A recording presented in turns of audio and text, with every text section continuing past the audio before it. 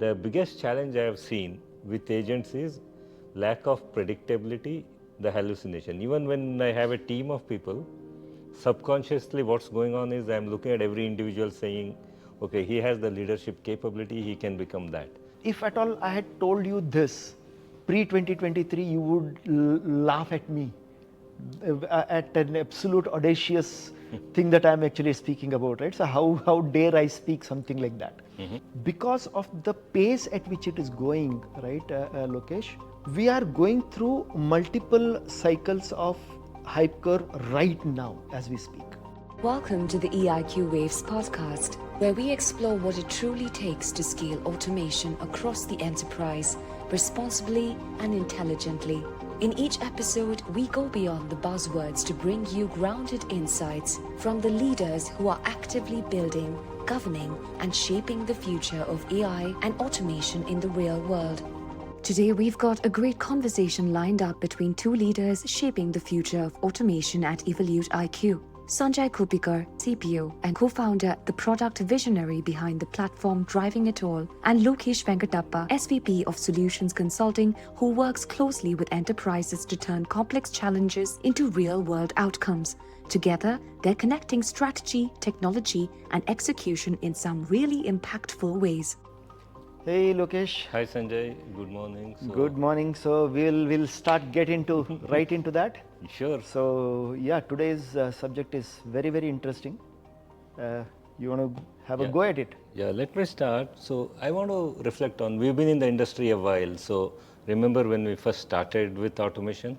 So what did an automation worker mean back then? Yeah, interesting question, right? So the moment you said that, I go back into this flashback mode, right?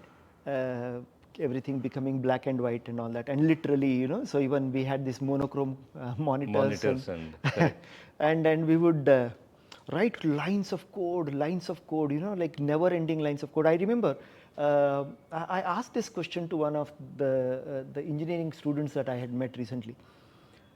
I said, okay, everybody writes this menu, right? So when you go to Windows or maybe Word, or you have these pop-out menus. I asked them, do you know how this is written?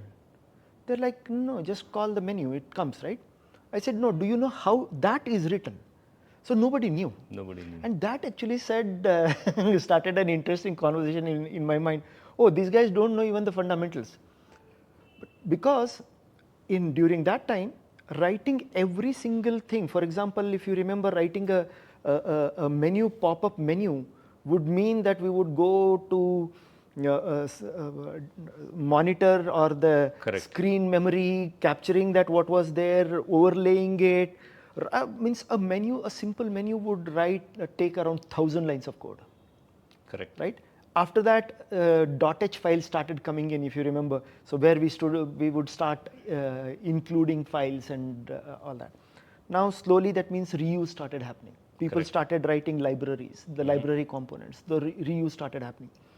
As we moved forward, the same libraries started becoming more visual. That's where the low code, no code concept started. So the automation worker now, where we used to write 1,000 lines of code, they would start dragging and dropping and connecting things and writing code wherever there was a gap.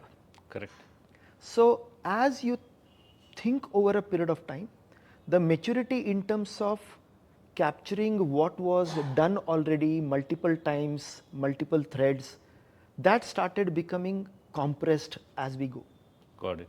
Yeah. And that is the model that I see, that if somebody says, whoa, this is completely new and different, I'm like, is it though? Right? It is actually, we are living the same old practice of compressing our time and way of automating, but the way and the structure and the formation keeps getting better and faster and sooner and so it's crispier. all about focus on efficiency, perfection, doing the right thing. I think that fundamental driver has remained the same over the decades, although the way we approach it keeps changing. Agreed? But then that automation worker, what does it reflect on in your mind? Like, what does it bring to you? Because you have been in the industry for such a long time, and you've been in the industry with very large companies in terms of heading the solution consultings to in fact you were in the earlier as well, you were in actual what we can call it as a bot factories, Correct. if you will. So what does it actually Yeah, I tell think you? that's a good question. If you ask me, right, fundamentally things haven't changed, but the focus has changed. Let me explain, right? If you remember people, process, technology, that has been the same for decades and decades. So everybody used to focus on people, process, technology. The good automation workers always used to reflect on what does it mean for people, what does it mean for process. But however, by and large, if you're an automation worker, you're in the technology box. So you would just do tech work and then you'll not worry about people and process. But however, although fundamentally the expectation hasn't changed, now what's happened is with artificial intelligence and with low code, no code, it is very important that automation worker becomes more like an advisor or a consultant. So he has a empathy and sensitive, and they have an appreciation of how AI is impacting people, how AI is impacting process. Now you are, as an automation worker, you are not in the tech box. Technology is all pervasive, and then you are more an advisor, consultant. You have to bring the best value. So it has a, if you ask me, I'll touch upon it later on as we continue talking. That is the expectation is the same, but the emphasis has changed. That's how I would, yeah. Obviously, right, for more than 2 decades, we've been automating tasks. What's the difference you see between how we used to approach, let's say, in 2000s, then 2010 onwards, when RPA really became the hype, the buzzword? What have you seen change? Actually, that's interesting. In fact, much before RPA came along, way back in late 90s and early 2000s is where we started building the workflow automation. Okay? Correct. So prior to that, it used to be called as BPA, BPR, if I BPR, remember, in mid 90s and all that, Yeah. business process reengineering, and then it became workflow automation, where Correct. we were talking about the workflows as individual task flows.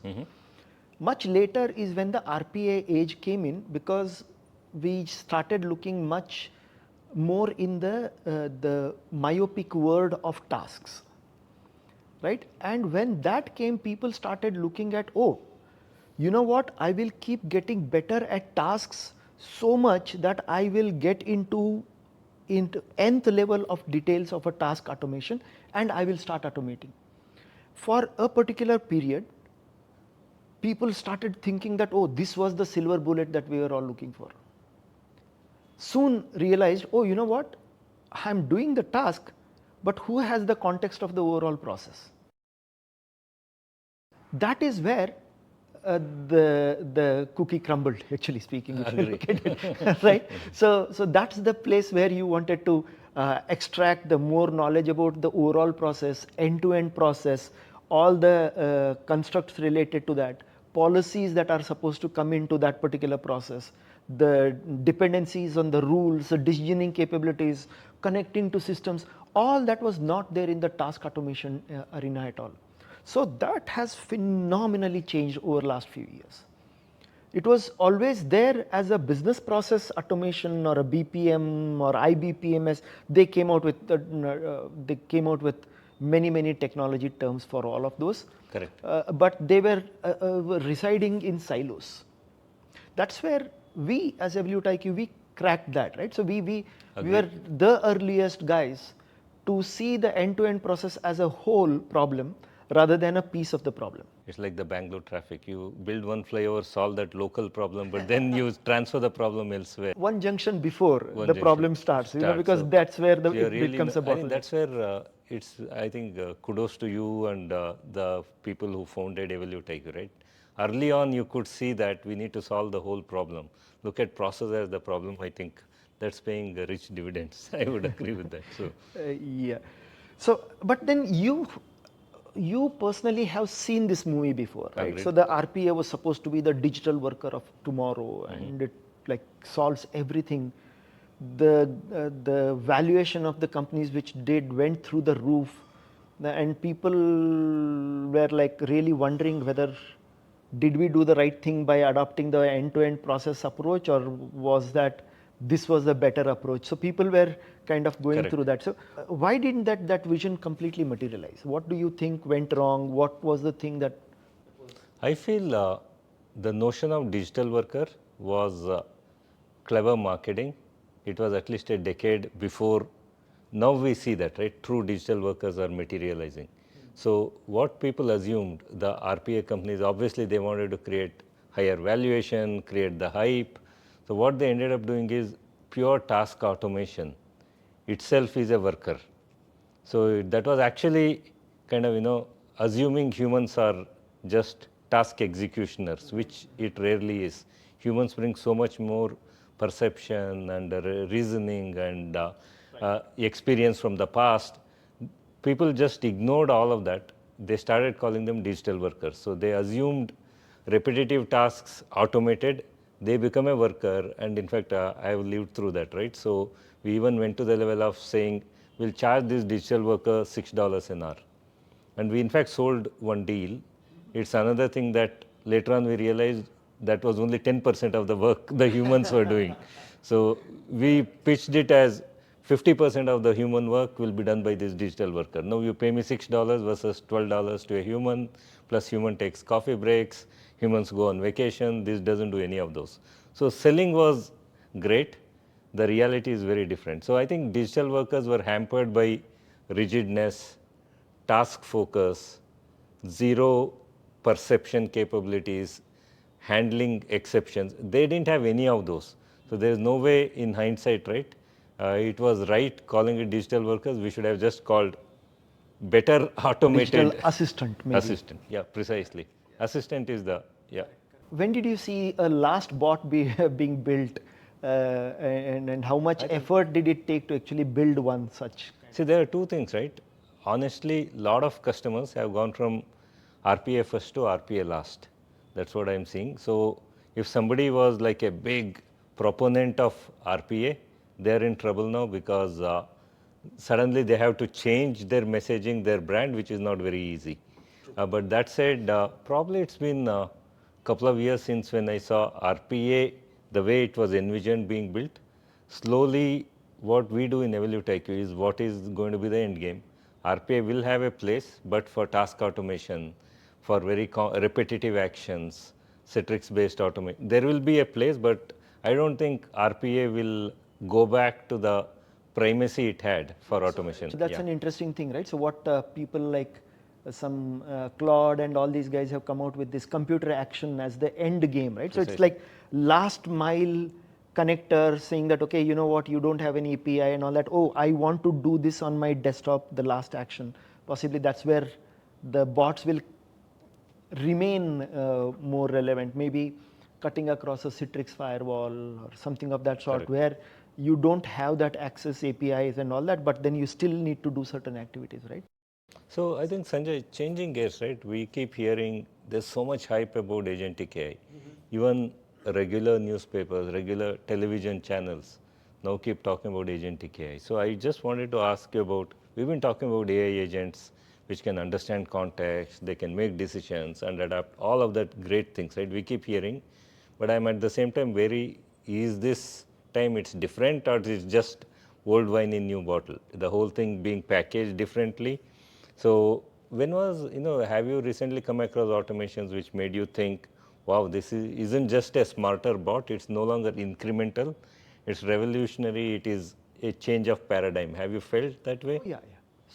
So that's what I keep saying, right? So just like the way we started coining the term like pre-COVID, post-COVID as a different era, I think somewhere around February 2023, pre-ChatGPT and post-ChatGPT, right? It actually changed the world.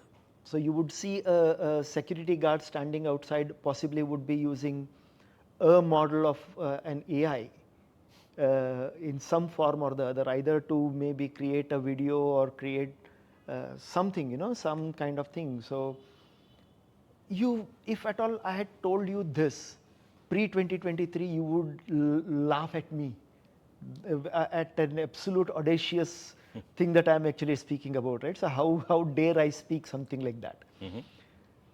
But the life has changed, right? But in fundamental construct, what we started this conversation with, how the automation worker has changed and all that over a period of time. Actually, if you think fundamentally, it has remained the same. What has happened is we kept on compressing the way you automate into smaller pieces. Correct. We had always built predictive AI model. So we knew the predictability part of it. But with generative, with the neural network construct coming into the AI, and you were able to create a graph, the connectivity, and bring out more possibilities, the possibilities of outcome became enormously high, which we had never touched upon.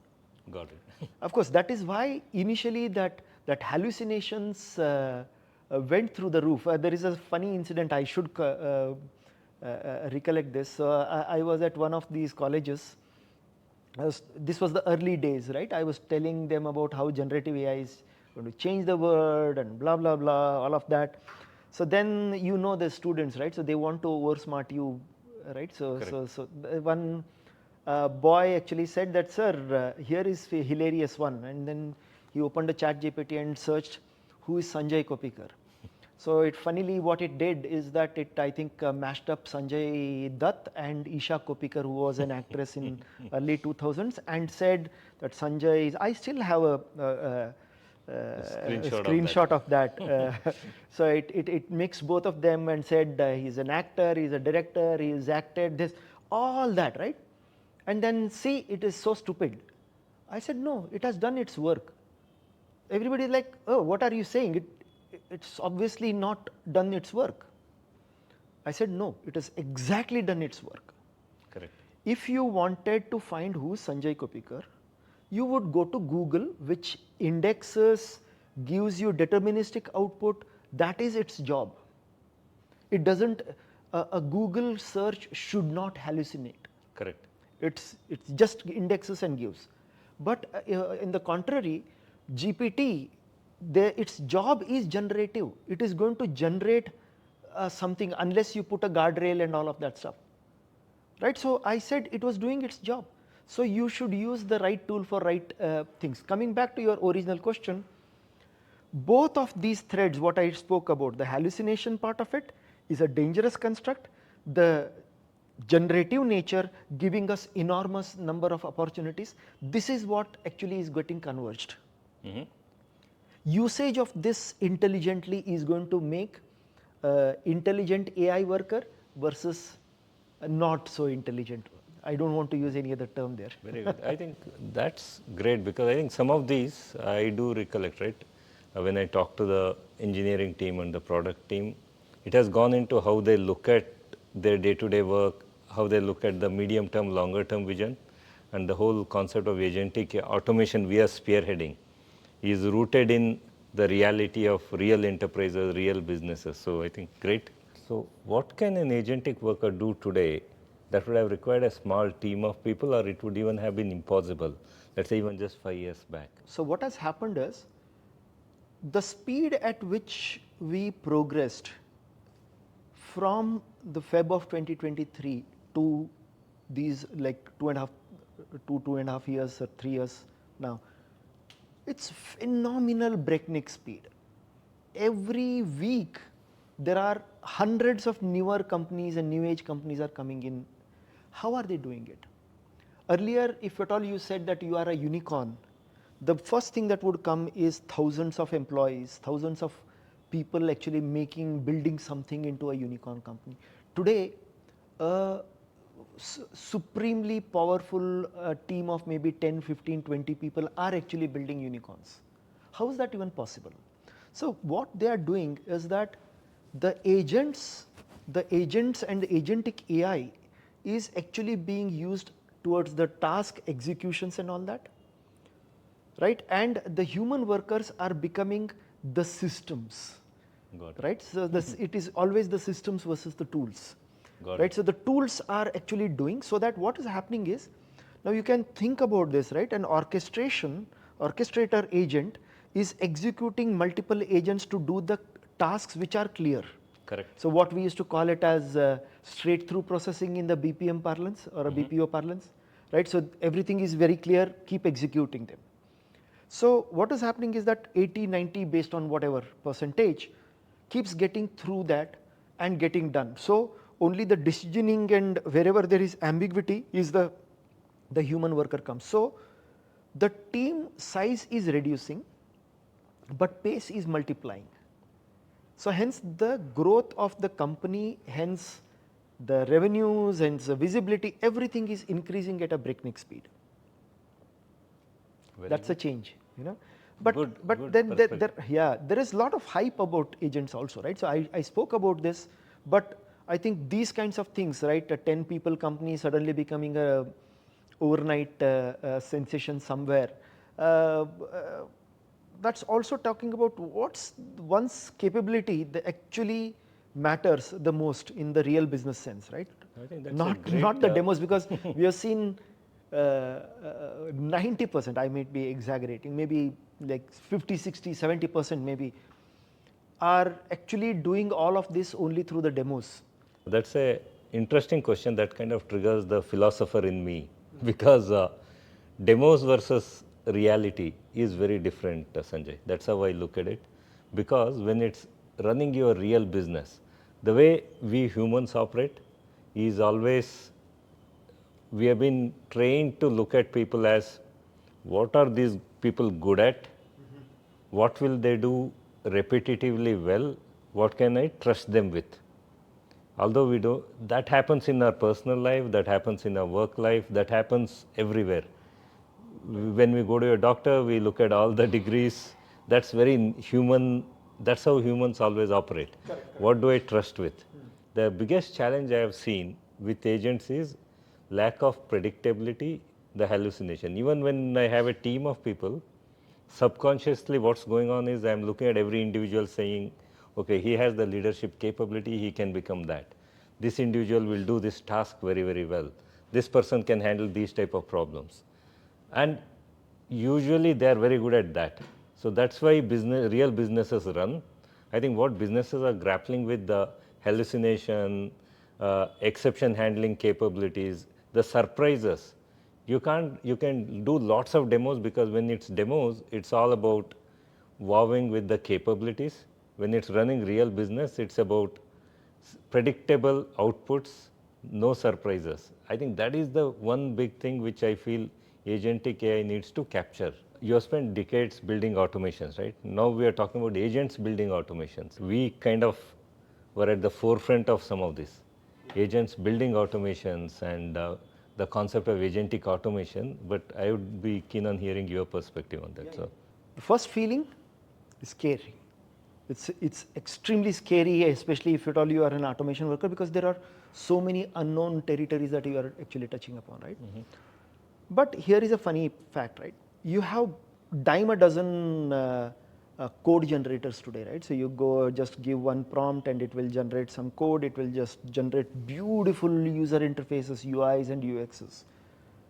But then nobody thought that is that a complete solution? Will a $500 billion company enterprise, would it actually put their monies on a system that actually generated this? Would it? Would it scale? Would it go through all the nth level of security that everybody goes through, right? So those are the questions that still remain. I'll tell you again, I'm a story guy, you know me well. 2016 is when I had a presentation to the entire team, and I said what we want to build for tomorrow is, of course, at that time Alexa was in the peak. I said, Alexa, build me an app. So some of my team members laughed. In fact, that is one of the things that is etched in my memory, because I kept pulling their leg every time we kept growing one step further, one step further, one step nearer. So, but when we took it up, what we started saying is that, yeah, code generators are fine, but what is a code? If you think about any programming language, right, maybe Java to Python and all that. So I was like, is it, everybody said that they are computer languages, but are they? We called it higher language, higher level language and all that, right? The reason is that that is more of a human interpretation to speak to the machine. Machine still understood a machine language, right? But think about it, if the machine was capable of understanding the natural language, would you require the intermediary at all? That was the perspective that I started looking at. So I said, generating a code, that means you are already generating a legacy. So why shouldn't we come with something which generated an end-to-end application completely and comprehensively? Got it. Not just a part of it, portion of it, not just the UI, not just the decisions, not just the integrations, not just the data constructs, everything together. Great That's idea. where the app generation concept came in, end-to-end process generation came in. So that triggers a very interesting question, Sanjay. So if agents can build bots, if they can analyze processes, they can build applications, optimize workflows, what is that uniquely thing which will remain human? If you enjoyed this episode of the EIQ Waves podcast, don't forget to share, subscribe, and leave a comment. And stay tuned for brand new episodes that shaped the future of enterprise automation.